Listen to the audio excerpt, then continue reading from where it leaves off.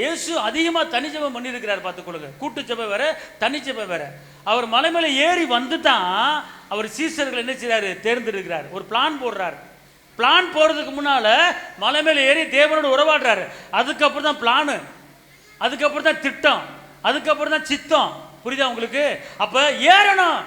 எதுல ஏறணும்? ஒரு படி மேலே ஏறணும்.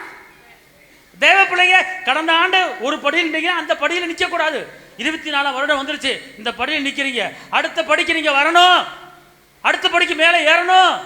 ஜெபத்துல ஒரு படி ஏறணும் மேல, துதியில ஒரு படி மேலே ஏறணும், அன்புல ஒரு படி மேலே ஏறணும், சமானத்துல ஒரு படி மேலே ஏறணும், விசுவாசத்துல ஒரு படி மேலே ஏறணும், வேத வாசிப்புல ஒரு படி மேலே ஏறணும்.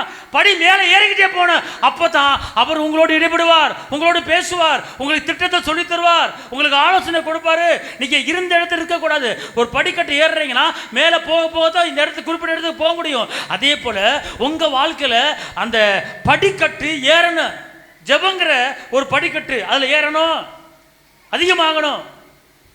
இருந்த வண்ணமா இருக்கக்கூடாது. ஒவ்வொரு படி கடந்த ஆண்டு போய், அதான் 24 வருஷம் 23 போகாது, 25 போகும். அப்போ உங்க ஜெபத்தில் வந்து 1/2 மணி நேரம் ஜெபம் பண்ணீங்கன்னா 1 மணி நேரம் ஜெபத்தை ஏறுங்க. 1 மணி நேரம் துதிச்சிங்கன்னா 2 மணி நேரம் துதிச்சு ஏறுங்க. நீங்க சமூகத்தில் உட்கார உட்கார உட்கார அவர் உங்களுக்கு பிளான் போட்டு கொடுத்துருவார். உங்களுக்கு பிளான் டைம் டேபிள் போட்டு கொடுத்துருவாரு. இப்படி இப்படி உன் பிள்ளை இந்த வயசில் இப்படி வைக்க போகிறேன், உன் குடும்பத்தை இப்படி வைக்க போகிறேன், இங்கே போ, அங்கே போகாத, அவன்கிட்ட பேசு, அவன்கிட்ட பேசாத, இந்த ஊழியத்தை பண்ணி, இந்த ஊழியத்தை பண்ணாத, இப்படி உட்காரு அப்படிங்கிற எல்லா காரியத்தையும் கர்த்தர் உங்களுக்கு கற்றுக் கொடுத்துருவார். பேசுகிற தெய்வம். அந்நிய பாஷை பேசுவது பெரிய காரியம் கிடையாது, கர்த்தரோட பேசினாரா? துதிப்பது பெரிய காரியம் கிடையாது, கர்த்தரோட பேசினாரா? ஜெயிப்பது பெரிய காரியம் கிடையாது, கர்த்தரோட பேசினாரா? அண்ணாலம்மா ஆலயத்தில் மணிக்கணக்கு ஆலயத்தில் ஜெபிச்சாங்க, கர்த்தர் பேசினாரு.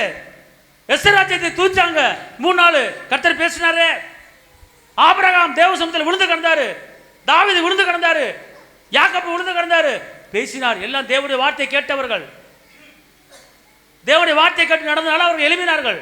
அவர்கள் மரிக்கும் போது தருத்தத்தை மறிக்கல, எல்லாமே பொண்ணும் பொருளோட சொத்து சுகத்தை மறிச்சார்கள். காரணம் என்ன? தேவனோடு உறவாடுகிறவர்கள், தேவனோடு பேசுகிறவர்கள்.